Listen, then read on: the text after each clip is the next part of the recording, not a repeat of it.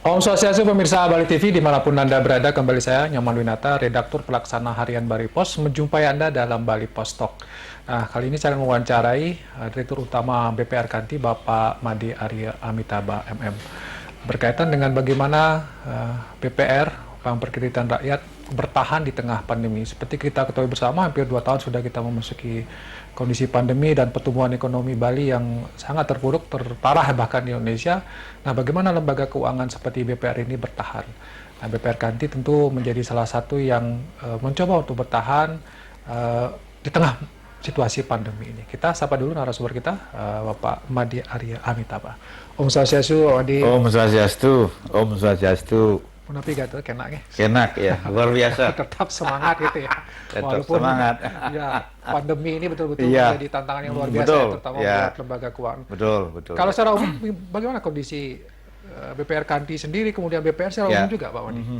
Ya, kalau kita melihat dengan pandemi COVID ini, nah ini adalah puluhan tahun ya, saya berkiprah di perbankan. Nah ini benar-benar luar biasa gitu loh ya, sangat luar biasa ini kondisinya yang benar-benar menjadi tamparan yang sangat dahsyat bagi lembaga keuangan ya, termasuk di dalamnya BPR ya. Nah kita sangat panik ya, kita pernah mengalami krisis moneter 97-98 ya, di mana dengan krisis moneter adanya suatu penarikan yang besar-besaran, dan kita pun juga berpikir bahwa kondisi pandemi COVID ini kami merasa bahwa ini lebih dahsyat ya, karena waktu krisis moneter itu siklus cash flow terutama yang BPR Kanti layanan itu adalah terutama di BPR itu masih bisa dilayani ya, itu pada saat krisis moneter. Nah itu masih ada suatu kehidupan ya. Nah pandemi COVID ya, jadi nasabah ada relaksasi, ya ada stimulus ya, terjadi PPKM ya, pembatasan gerak. Nah ini yang benar-benar membuat secara logika ya sangat berat ya. Ini menjadi suatu kondisi yang sangat-sangat berat bagi lembaga keuangan ya. Nah, pikiran kita seperti itu gitu loh ya. Sempat berpikir terlalu jauh gitu loh ya. Di bahwa pandemi COVID ini lebih berat dari krisis moneter. Memang lebih berat gitu loh ya. Maksudnya ketakutannya akan terjadi penarikan yang besar-besaran gitu ya. Tapi faktanya kemudian seperti apa? Ternyata tidak gitu loh. Ini yang menjadi anomali ya gitu loh. Ternyata tidak gitu ya. Jadi kita berpikir bahwa terjadi penarikan yang besar-besaran ya, ras dan sebagainya. Ternyata tidak gitu. Nah, ini yang memberikan bahwa ada sedikit semangat walaupun kita dalam suatu krisis yang sangat berat ya, bahwa tidak terjadi penarikan. Nah, ini sedikit mulai kita bangkit bahwa tidak apa-apa gitu loh. Dalam konteks kita berpikir, oh ini tidak apa-apa gitu. Ya, kita harus tetap jalan gitu ya. Tetap jalan ya. Tetap jalan dan bergerak ya. Tetap jalan bergerak ya. Dalam lembaga perbankan katakanlah termasuk BPR yang menjadi persoalan kan ada likuiditas, kemudian non-performing loans ya, kredit macet dan segala macam. Kemudian aset yang menurun ya. Nah, bagaimana yang terjadi di BPR Kanti? Apakah justru ada pertumbuhan kredit misalnya atau NPL-nya kecil seperti apa? Nah, jadi memang secara umum ya ini semua terjadi penurunan ya, dalam artian penurunan dari sisi penyaluran kredit ya, terus pada akhirnya juga itu akan dari sisi angsuran juga tidak berjalan dengan sesuai ini ya, jadi kurang lancar ya. Nah ini penurunan plafon terus ditambah dengan kredit bermasalah. Nah ini meningkatkan NPL ya. Nah itu yang secara umum terjadi. Namun bersyukurlah kami di BPR Kanti bahwa kredit kami cukup bagus tumbuhnya ya. Ada pertumbuhan ya, Pak? Ada pertumbuhan ya. Jadi cukup inilah ya, cukup besar juga pertumbuhannya ya. Jadi terus dari sisi dana pihak ketiga juga meningkat. Meningkat Ini, malah ya. ini yang kami berpikir bahwa dalam kondisi pandemi COVID, kredit turun ya karena tidak banyak yang melakukan ini berusaha, terus masyarakat membutuhkan dananya. Namun di sisi lain, kenapa ini menjadi ini ya, menjadi kebalikannya ya, kredit juga tumbuh ya, dana pihak ketiga juga tumbuh ya. Nah ini yang menjadi pemicu semangat kami juga ini kita harus lebih giat ya, karena dalam kondisi seperti ini, secara psikologis masyarakat ya terbebani dengan kondisi seperti ini, mau tidak mau kita harus melakukan gerakan yang benar-benar mampu untuk memulihkan tingkat kepercayaan, memulihkan semangat lagi. Nah, itu dengan kita melakukan suatu terobosan-terobosan baru lah ya. Nah, saya tertarik dengan terobosan-terobosan. Tentu ada inovasi-inovasi di sana yang dilakukan. Apa saja yang dilakukan oleh BPR Kanti sebagai salah satu lembaga perbankan di Bali untuk mensiasatilah katakanlah situasi bahwa kita sudah jalani pandemi COVID ini di tahun 2020 ya dengan begitu cobak yang sangat luar biasa, kita sangat-sangat berat ya. Nah, tiba saatnya kita memasuki tahun 2021 ya. Jadi kita berpikir bahwa dalam kondisi seperti ini kredit juga sudah mulai tumbuh ya, dana pihak ketiga tidak mengalami penurunan ya. Jadi tiba pada saatnya bahwa kami berpikir anggap saja ini tidak apa-apa gitu loh ya. Ini tidak apa-apa gitu loh. Kita harus harus gerak ya. Nah, oleh karena itu kita mulai dari awal Januari ya, awal tahun tanggal 8 Januari kita langsung melakukan gaspol lah ya. Langsung bergerak ya. Kita launching tabungan BPR bersama, kita launching tabung arisanku ya bersama BPR di Bali pada saat itu ya. Pada saat kita melakukan pengundian tabungan berhadiah mobil pada saat itu ya. Nah, kita melaunching tabungan BPR bersama, tabungan arisanku bersama BPR itu langsung dilaunching oleh Pak Wakil Gubernur Bali, Pak Prof. Coaco waktu itu. Ada Bank Indonesia hadir, ada dari OJK, dari Perbarindo Bali, Perbarindo Kabupaten Kota, dan BPR di Bali pada saat itu ya. Nah, kami berpikir bahwa apa yang menjadi masalah di tahun 2020 ya, karena dilihat dari kami berpikir bahwa dengan kondisi pandemi COVID itu tingkat kepercayaan nasabah itu akan semakin turun ya.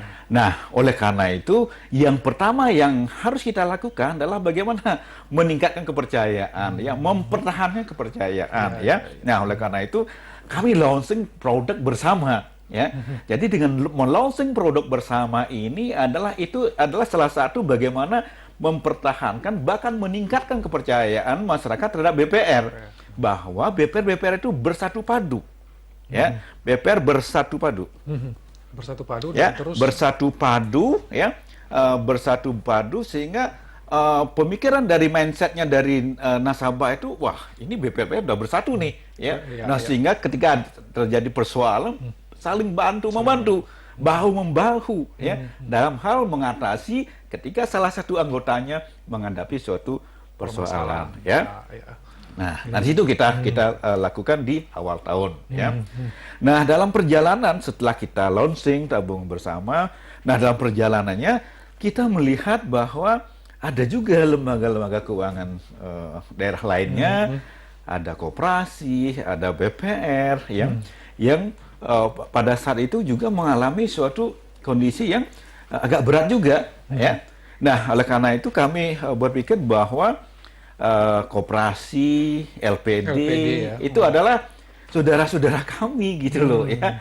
Jadi bagaimana ya kita nggak bisa berpikir parsial, kita tidak bisa berpikir kita BPR, ada koperasi, mereka LPD, nggak bisa berpikir seperti itu karena ini adalah ruang lingkup Bali ya.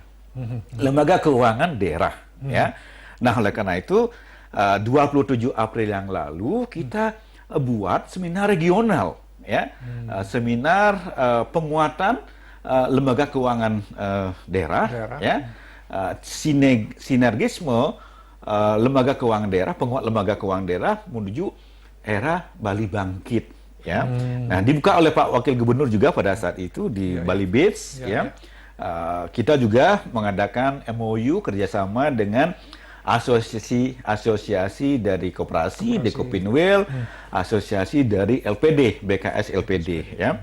Pada saat itu kita menandatangani, dan sekaligus pada saat itu kita melaunching, ya, melaunching produk yang kita miliki, ya, yang kita namakan produk Palu Gada, ya. Palu Gada. Ya, Palu Gada. Palu Gada, ya? Ya, Palu Gada itu ya bahasa gaul lah, ya. Jadi bahasa gaulnya itu Palu Gada, apa lu mau gue ada gitu ya. Bahasa Jakarta. Tapi tentu ini produknya produk perbankan ya. Produk perbankan gitu loh. Kita namakan saja ya, agar supaya orang tuh gampang, ya, gampang mencerna, gampang memahami ini apa sih gitu loh. Palu Gada, apa lu mau gua ada, ya. Nah, jadi kita launching produk tersebut. Palu Gada itu adalah produk-produk, ya, bagaimana secara memang itu yang dibutuhkan, ya. Apa itu kebutuhan terhadap modal kerja, modal kerja dalam bentuk kita memberikan modal kerja linkage, ya, bantuan usaha kepada institusi-institusi, baik itu kepada koperasi, BPR, ya, mungkin ke depan kita masih menyesuaikan dengan regulasi yang ada, mungkin termasuk LPD di situ, ya. Nah, yang kedua, samping dengan memberikan modal kerja, yang kedua itu adalah bantuan likuiditas. Ya, apabila koperasi, BPR, LPD ke depannya mengalami kesulitan likuiditas, kita siap support. Ya, itu yang kedua. Yang ketiga, kita buatkan produk bersama. Ya, tadi ya 8 Januari itu kita buat produk bersama BPR. Ya. Terus berikutnya kita buat produk bersama di koperasi. Kita buatkan produk bersama, ya. Salah satunya adalah bagaimana meningkatkan kepercayaan masyarakat, meningkatkan kepercayaan anggota. Itu yang ketiga. Yang keempat, kita masuk kepada kapasitas building. Ya, kapasitas buildingnya itu adalah bagaimana BPR Kanti mensupport, ya, terhadap pendidikan, ya, dari SDM, ya, pakai itu BPR, koperasi maupun LPD, ya. Oke. Jadi itu yang sudah dilakukan oleh. Jadi intinya pada bagaimana meningkatkan kepercayaan, kemudian kepercayaan ini bisa ditingkatkan dengan berkolaborasi, memperkuat, ya, likuiditas, kemudian juga penyaluran kredit dan lain sebagainya. Nah, bagaimana di tahun 2022, Pak Di? Ya, ini sebagai closing statement juga dari Pak Di mungkin. Karena kita kan harus menatap ke depan 2021 sudah mau habis nih. Apakah akan tambah gas lagi atau gimana nih, Pak Di? Harapannya. Ya, jadi 2022 kita minggu lalu sudah mengadakan rapat kerja, ya. Jadi peningkatan juga kita harus optimis, ya. Kita harus optimis, ya, peningkatannya. Nah, terus kita juga bahkan kita pada saat 27 April yang lalu dan pada saat September, ya, pada Hari Koperasi, kita yang peringati Hari Koperasi bersama koperasi-koperasi di Bali, ngundang Pak Wagub juga waktu itu, ya. Jadi pada saat itu kita launching juga, BPR Kanti menyiapkan modal usaha bagi koperasi itu 74 miliar. 74 miliar sesuai dengan Hari Koperasi tahun ini. 74 tahun ya? Ya, 74 ya. Tahun depan 75, kita siapkan 75 ya. Nah, itu ya. Nah, jadi kita harus menatap 2022 ini tidak ada pilihan. Sama halnya dengan kapal, perahu di samudra lautan luas, ya, tidak ada sekoci, tidak ada pelampung, dan kita harus sampai di seberang sana. Tidak ada pilihan bagaimana kita membawa kapal ini ke seberang sana, ya. Ya, tentunya kolaborasi itu sangat penting, ya. Dengan kolaborasi lembaga keuangan yang ada, apakah dengan BPR, koperasi maupun LPD. Itu yang harus kita kedepankan di tahun 2022. Artinya tetap ngegas nanti ya? Ngegas, ya. Bagaimana menuju Bali Bangkit, ya. Bali Bangkit, ya. Baik, terima kasih Pak Made atas waktunya dan luar biasa semangat yang diperlihatkan oleh beliau ya. Mungkin ini mewakili juga BPR-BPR yang lain di motor BPR Kanti. Kita support, kita mensupport Bali Bangkit ya. Walaupun pandemi kita juga nggak tahu ada Omikron yang muncul belakangan ini juga menakutkan ya. Tapi BPR tetap semangat bahwa lembaga keuangan ini akan tetap survive dan demi bangkitnya Bali ke depan. Demikian Bali Post Talk ini. Saya ucapkan terima kasih atas perhatian Anda. Saya tutup dengan Warma Santi. Om Santi, Santi, Santi. Terima kasih, sampai jumpa.